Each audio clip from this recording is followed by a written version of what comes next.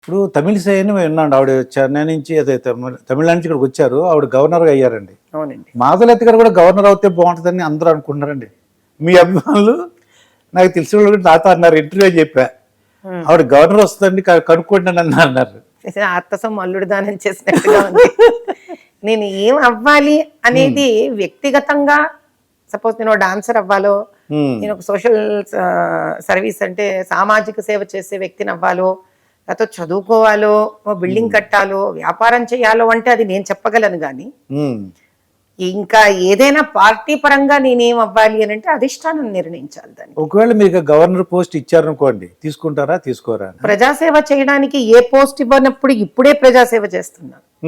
ప్రజాసేవ చేయడానికి ఒక పవర్ కూడా ఇవ్వడం జరిగింది అనుకోండి, అది భగవంతుడు ఆశీర్వచనం కింద పెద్దలు ఒక వాళ్ళు ఇస్తున్న ఆజ్ఞ కింద తీసుకొని శిరసావించి ముందుకు వెళ్లే వ్యక్తినే తప్ప ఏ పదవి ఏమిటి అంటే అంత ఆలోచించే వ్యక్తిని కాదు నేను. దాని గురించి ఆశించరు కూడా. ఎందుకంటే ప్రజలకు మంచి చెయ్యాలి అని అంటే పవర్ కావాలి అనేది మాత్రం ఖచ్చితంగా తెలుసుకున్నాను. కానీ అది ఏ పవర్ ఇస్తే మనం చెయ్యగలము అనేది మన చేతుల్లో లేనప్పుడు పెద్దలు శ్రేయోభిలాషులు వాళ్ళు ఏది నిర్ణయించుకొని ఇస్తే దాన్ని తీసుకొని బాధ్యతాపూర్వకంగా చేస్తాను. ఒక్కసారి మీ టీచర్ల గురించి, 10th క్లాస్ వరకు ఉన్న టీచర్ల గురించి తెలుసుకోవాలండి మీ ద్వారా. ఎందుకంటే నేను టీచింగ్ ఫీల్డ్ నుంచి వచ్చాను కాబట్టి అసలు ఆ టీచర్లు అప్పుడు ఎలా ఉండేవారు ఏంటి తెలుసుకోవాలని. మీరు ఎక్కడ చదువుకున్నారు 10th క్లాస్ వరకు? నేను విద్యాదాయిని మోడల్ హై స్కూల్ అని సంతోష్ నగర్ కాలనీలో ఉండేదండి, అక్కడ చదువుకున్నాను. దానికి ప్రప్రథమైన ఫస్ట్ స్టూడెంట్ నేనే ఆ స్కూల్కి. నేను 10th క్లాస్కి వచ్చేసరికి మాకు చాలా నా మనసులో మిగిలిపోయి నా గుర్తుండిపోయే టీచర్లలో 9th 8th specially 8th 7th Salim sir అని ఉండేవారు. ఆయన మ్యాథ్స్ చెప్పేవారు, చక్కటి తెలుగు కూడా మాట్లాడేవారు. ఎందుకో నాకు మా సలీం సార్ తర్వాత నాకు స్కూల్ పరంగా ఇంకా ఎవరు మ్యాథ్స్ నాకంత గుర్తుండిపోలేదు, ఆయన తప్ప. చాలా రెస్పెక్టఫుల్ పర్సన్, చాలా సంస్కారవంతుడు వ్యక్తి అని. ఆ తర్వాత మాకు తెలుగు నేర్పించిన టీచర్లు సత్యనారాయణ గారు అని ఒక ఆయన, ఉమామహేశ్వర్ సార్ అని ఇద్దరు అక్కడ కోస్తా మన ఆంధ్ర పక్క వాళ్ళు, అద్భుతమైన టీచర్లు. ఇలా ఇంగ్లీష్ కి నా మనసుకు బాగా నచ్చిన టీచరు మంగా టీచర్ అని, మిస్సెస్ మంగా, శ్రీమతి మంగా అని. ఆవిడ మాకు 10వ తరగతికి రాకపోయినా కూడా మా నుంచి ఆవిడ నేర్చుకుందో, ఆవిడ నుంచి మేము నేర్చుకున్నామో తెలియదు, కానీ అలా ఒక టీచర్ స్టూడెంట్ ఎక్స్చేంజ్ ఉండేది ఆవిడ. బయాలజీకి వచ్చేసరికి చాలా స్పెసిఫిక్ సోనియా రహోత్గి అని ఒక పంజాబీ టీచర్ ఉండేది ఆవిడ. చాలా మాతృత్వంతో కూడిన ఒక శ్రద్ధతో, ఎందుకంటే బయాలజీ 10th క్లాస్ చదువు చెప్పడం అంత సులువు కాదు. ఇప్పుడు వాళ్ళకి మరి ఎలా చెప్తున్నారో మరి నాకు తెలియదు, కానీ అప్పట్లో ఉన్న కొన్ని చాప్టర్స్ చెప్పడం అప్పటి ఆ కాలానికి కష్టం. అంతే ఒక పెద్దరికంతో బరువుతో కూడిన వ్యక్తిత్వంతో చెప్పారు ఆవిడ.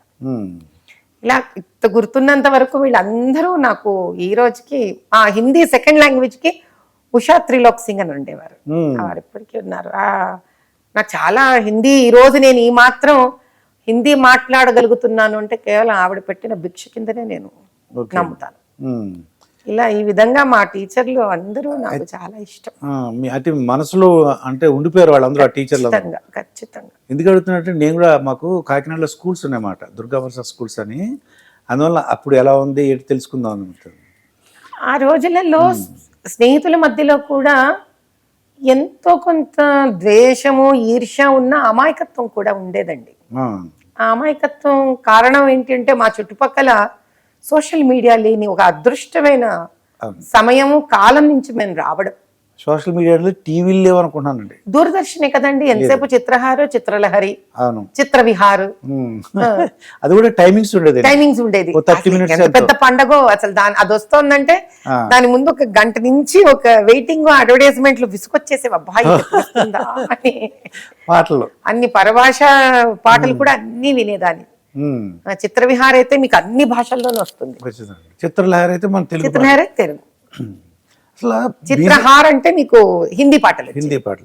అసలు బీజేపీ 400 సీట్లు ఎక్స్పెక్ట్ చేశారు మేడం, కానీ వాళ్ళు ఇంకొక అంటే మ్యాజిక్ ఫిగర్ రాలేదు. అంటే ఇంకా 40 సీట్లు ఎన్నో తగ్గినాయి, 242 వచ్చినాయి.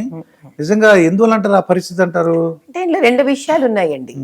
నేను ఎందుకు అడుగుతున్నానంటే, మీరు మన ఎలక్షన్స్ అయిపోయిన తర్వాత మిగతా దగ్గర కూడా మీరు తిరిగారు. అదే నేను అక్కడ ఫోన్ చేసా ఓ రోజు, నేను భోపాల్లో ఉన్నానమ్మా, నేను తర్వాత ఇస్తాను ఇంటర్వ్యూ అని అన్నారు.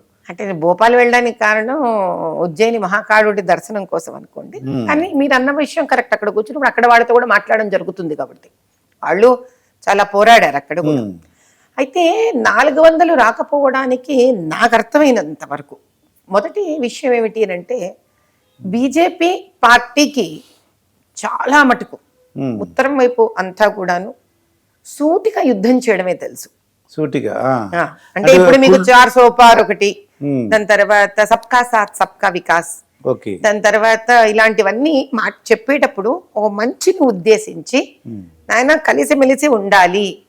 400 పార్ ఎందుకంటే మన దేశానికి విద్రోహకరమైన శక్తుల కింద తయారవుతున్న చాలా మంది దేశ ద్రోహులను మనము కనుక ఆపాలంటే కనుక మనదంటూ ఒక మంచి శక్తి ఉండాలి.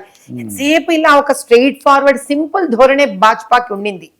పెద్దవారు నరేంద్ర మోదీ గారి దగ్గర నుంచి కింద కార్యకర్త వరకు ఈ లైన్ ఆఫ్ థింకింగ్ చాలా simple straight forward towards good ఉండింది అంతే. కానీ ఈ అన్ని వ్యవహారంలో మంచి చేయాలనుకున్నవాడు సూటిగా ముక్కుసూటిగా వెళ్తాడు, కానీ మనకు కీడు కలిగించాలనుకున్నవాడు కానీ, ప్రలోభాలకు లొంగేవాడు కానీ, లేకపోతే స్వలాభాల కోసం పనిచేసేవాడు కానీ, దేశ విద్రోహ శక్తులు కానీ, వాడు ముక్కుసూటి కిందకి వెళ్తాడు, వాడు అడ్డదారులు దొడ్డిదారులు వెళ్తాడు. అది తెలుసుకోలేకపోవడము. చూడండి, సింపుల్ గా మీకు ఒక ఎగ్జాంపుల్ చెప్తాను.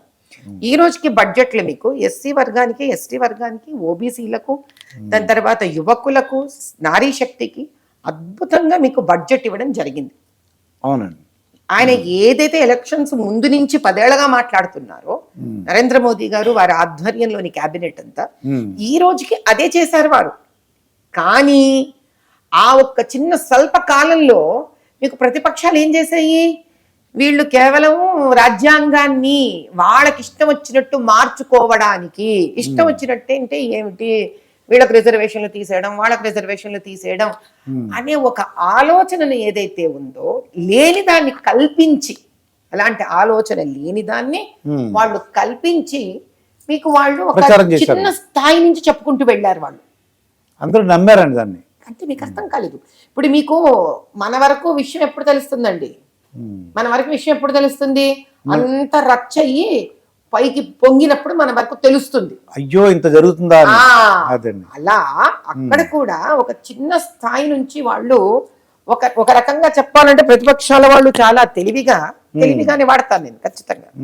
అంటే అది మంచి తెలివో దుర్మార్గం తెలివో మనకు తెలియదు, కానీ వాళ్ళు ఆ చిన్న వర్గం నుంచి కూడా వాళ్ళు చిన్న చిన్న సభలు పెట్టుకొని మాట్లాడుతూ వాళ్ళ మనసులలో దీన్ని దూర్చడం మొదలు పెట్టారు. చాలా మటుకు ఏమవుతుందంటేనండి, చదువు లేకపోవడం చేత కానీ, జీవితాన్ని పెద్దగా వేరే ప్రదేశాలను చూడకపోవడం కానీ, భయం అనేది ఉండడం కానీ, ఇలాంటివి ఉన్నప్పుడు ఆర్థికంగా బాగా చితికిపోయిన స్థితిలో ఉండడం కానీ, ఇవన్నీ ఉంటే ఆ భయం అనేది ఏమన్నా నమ్మేటట్టు చేస్తుంది. ఎందుకు? ఈ భయాన్ని తీసేయడానికి మనం కింద నుంచి చెప్పుకుంటూ రాలేదు. ఇది 400 పార్ అనేది మీరు కింద నుంచి చెప్పుకుంటూ రావాలి. మనం ఏం చేస్తాం? పైనుంచి వదిలాం దాన్ని, కింది స్థాయిలో చెప్పలేదు. అసలు 400 పార్ ఎందుకు, దేనికి, దాని వల్ల దేశం ఏ విధంగా పురోగమిస్తుంది, దేశం ఏ విధంగా అభ్యుదయ స్థాయికి వెళుతుంది, దీని ఉద్దేశం ఏమిటి, ఏ సమస్యలను 400 పార్ రావడం వల్ల మనం తీసి పక్కన పెట్టగలము, ఇది కనుక దేశ కార్యకర్త లెవెల్లో కనుక మనం నేర్పించి ఉండి, ఆ కార్యకర్తను నీవు వెళ్ళి ఒక సమూహంగా మనుషులను పెట్టుకొని, ఇప్పుడు రాహుల్ గాంధీ ఏం చేశారు? అస్సలు లేని విషయం, జరగని విషయం ఏమిటి? అమెరికాలో నల్లవాళ్లకు మీరెందుకు ఎగ్జామ్ ఫెయిల్ అవుతున్నారంటే మీరు క్వశ్చన్ పేపర్ తయారు చేయట్లేదు కాబట్టి ఎగ్జామ్ ఫెయిల్ అవుతున్నారని ఎవడో అన్నాడని, అసలు లేని కథ పుట్టించి అసలు మహానుభావులు దండం పెట్టేసేయాలి. అంటే రాజకీయంలో ఇంతవరకు ఒక ఓటర్ గా చూసాను తప్ప ఇలాగా ఒక క్యాండిడేట్ కింద అంటే వీళ్ళేం మాట్లాడుతున్నారు వాళ్ళేం మాట్లాడారు ఇంత తీవ్ర స్థాయిలో దాన్ని విని ఆలోచించి దీని వెనక ఉన్న గూఢపుటాణి ఏంటి అని ఇంత తెలుసుకోగలగడం మొదటిసారిగా జరుగుతోంది నాకు. ఎందుకంటే అసలు ఎన్ని రకాలుగా డొంకతిరుడుగా వ్యక్తులు ఆలోచిస్తారా, ఇదే దేశంలో ఉంటూ, ఈ దేశం భోజనం చేస్తూ, ఈ దేశం గాలి పీలుస్తూ ఈ దేశం డబ్బులతో ఆస్తులు చేసుకుంటూ దేశం ఒక పునాదులనే కదిలించి ఏ మాత్రం దాంతో మనసా వాచా కర్మణ ఒక బంధం లేదు అన్నట్టు ప్రవర్తించగలరా అన్నంత ఏషభావం వచ్చింది నిజం చెప్పాలంటే. చాలా అతను ఏం చేశాడంటే ఎడ్యుకేషన్స్, సివిల్ సర్వీసెస్ ఏమిటో సంబంధం పాడు లేకుండా అసలు కమిటీలలో ఎవరున్నారు, ఏ ఏ కులాల వాళ్ళు ఉన్నారు, అది కూడా సంబంధం చూడకుండా లేకుండా అందరి ఐఐటి పేపర్ కానివ్వండి, మీకు యూపీఎస్సీ పేపర్ కానివ్వండి, అన్ని వర్గాల నుంచి కూడా ఉత్తీర్ణత చెందిన ఒక మేధావులు మాత్రమే కూర్చొని చేస్తారు. ఇది ఏ ఒక వర్గం కోసం చేసేది కాదు, ఖచ్చితంగా కాదు. అలాంటిది వాళ్ళు అవన్నీ లేకుండా నోటికేది వచ్చి అది పేలితే అవాకులు చవాకులు. అమాయక ప్రజలు మామూలు ప్రజలు కాదు, అమాయక ప్రజలు. వాళ్ళ నంబర్ ఎక్కువ ఉంటుంది మన దగ్గర. వాళ్ళ భయస్థుల నంబరు, భయస్థుల సంఖ్య ఎక్కువ.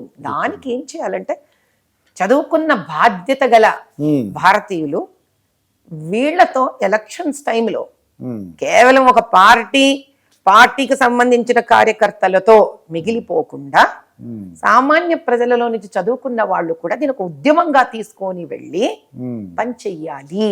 ఎందుకు అంటే గెలుపు ఓటమి ఒక పార్టీతో ఒక వ్యక్తితో కాదు, ఒక తరాంది, ఒక తరం దేశ వాసులది.